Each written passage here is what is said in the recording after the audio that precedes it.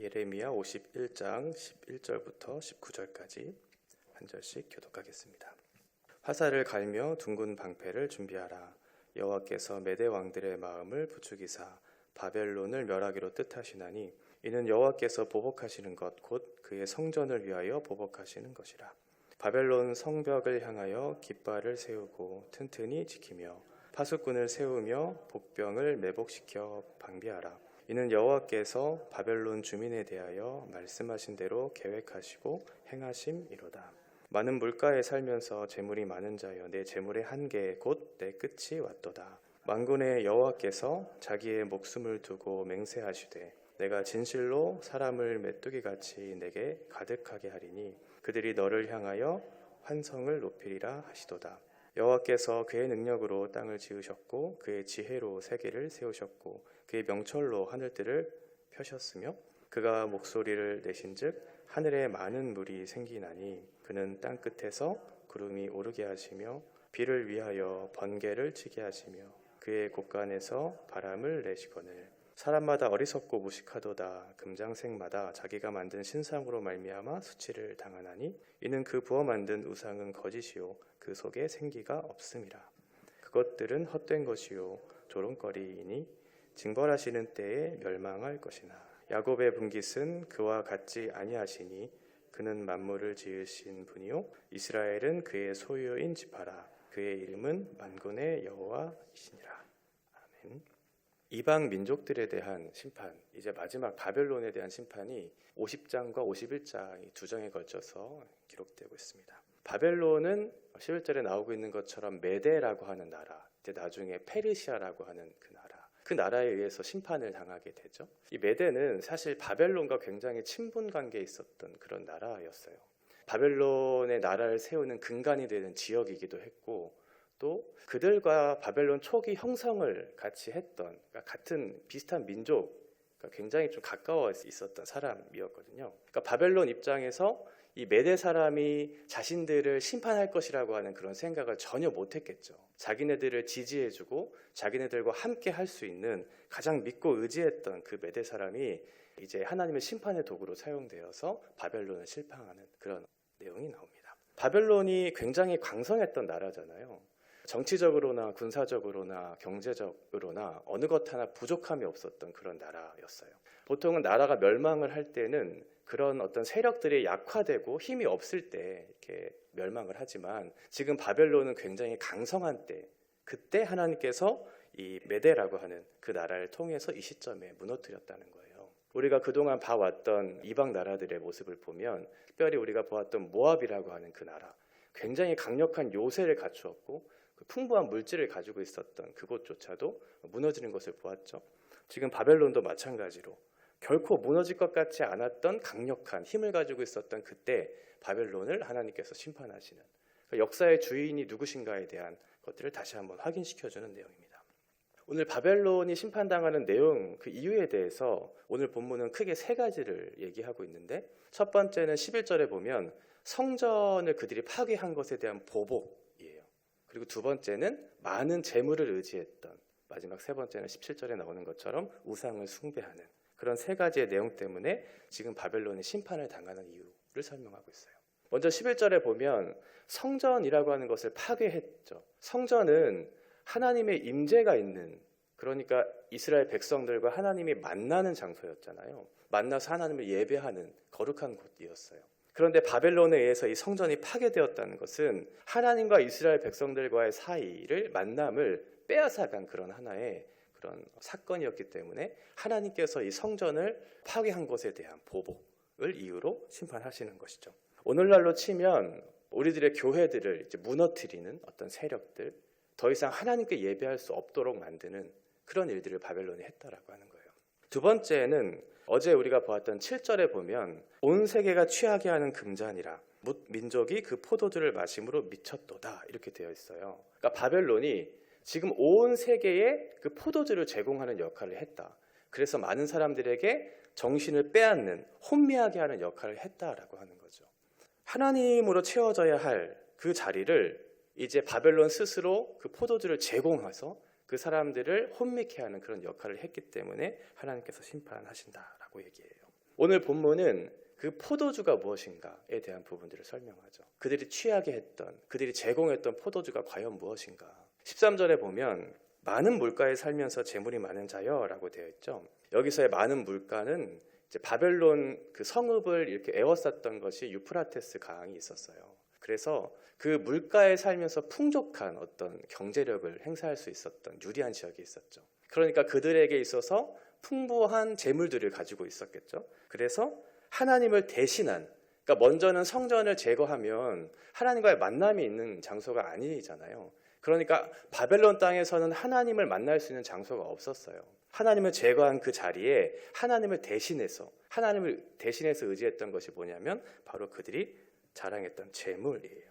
그래서 하나님께서 그 13절에 보면 그 재물에 대해서 너의 재물이라고 얘기하죠. 너의 재물. 하나님께서 제공해 주신 그 재물이 아니고 네가 스스로 취득한 그 재물을 얘기하고 있어요. 하나님께서 주시는 삶에 필요한 여러 가지 자원들, 그것들을 가지고 살면 되는데 거기에 만족하지 못하면 사람들이 자꾸 다른 곳으로 시선을 돌리게 되죠. 그러면서 어떻게 해요? 다른 것들을 취하기 위한 열심을 이제 하기 시작해요. 그건 탐욕이라고 하죠.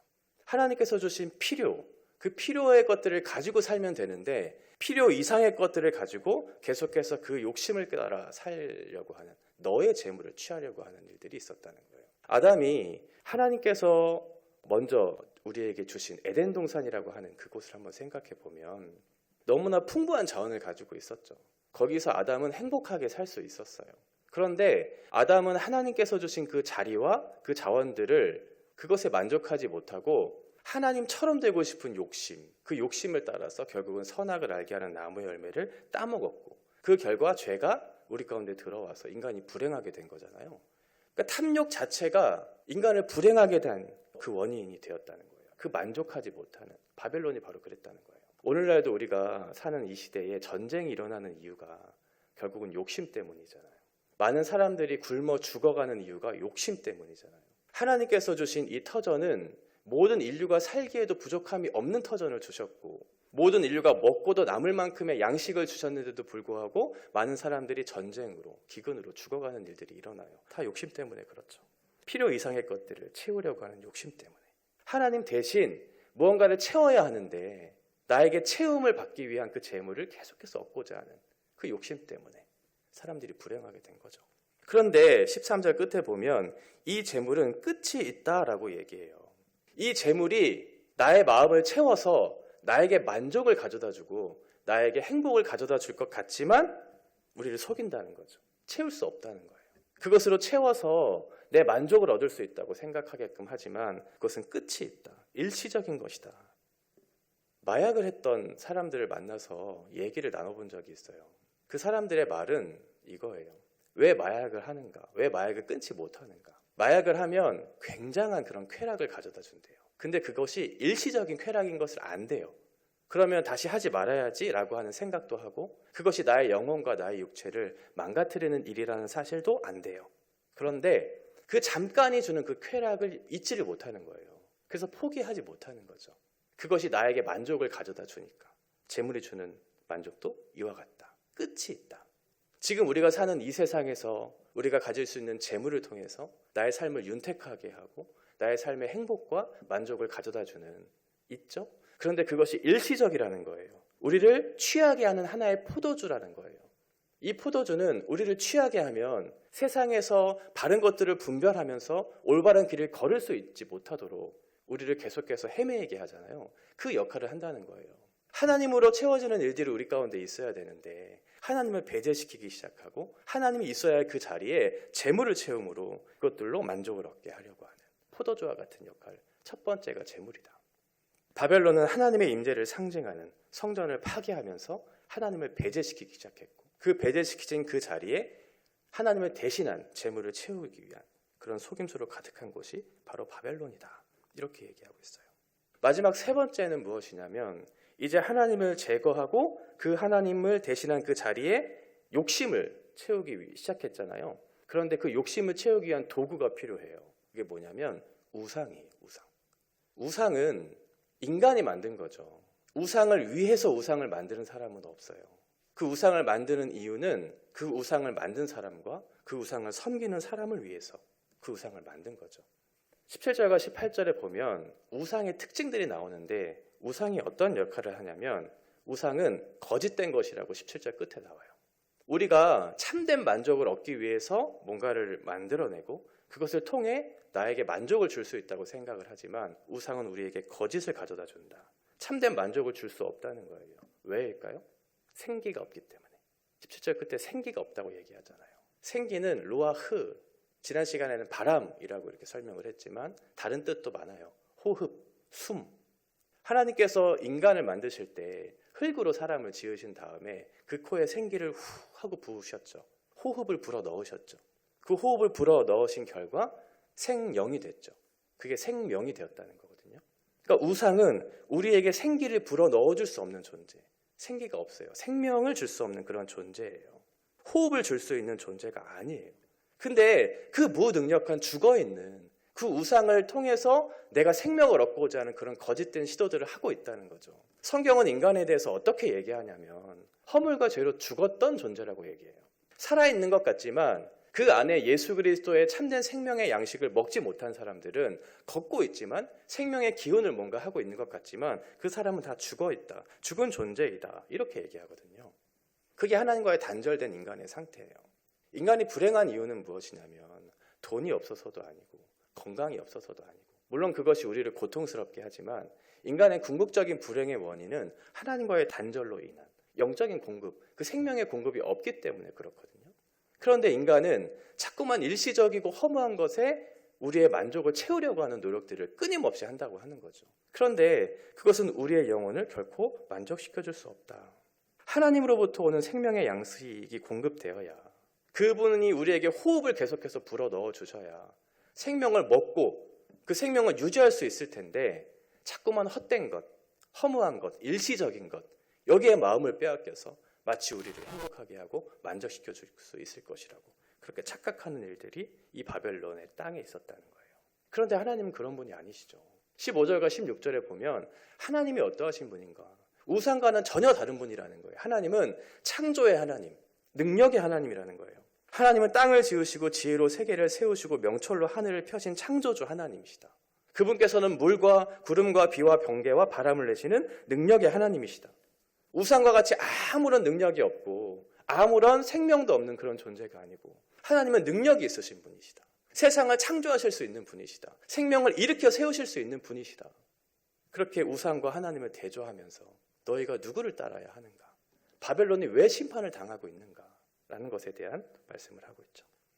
바벨론이 심판당한 이유는 세 가지였어요. 성전을 파괴하고 그 자리에서 하나님을 배제시킨 일. 두 번째는 배제시키신 그 자리에 무언가를 대신해서 채우려고 했는데 그것이 무엇이냐면 재물이었어요. 우리의 탐욕, 일시적인 그것이 마치 우리의 만족을 가져다 줄 수 있을 것처럼 속이는 그리고 그것을 채우기 위한 도구, 우상을 섬기기 시작했던 그래서 바벨론이 망했다는 거예요. 우리가 사는 세상은 어떤가요? 다르지 않죠.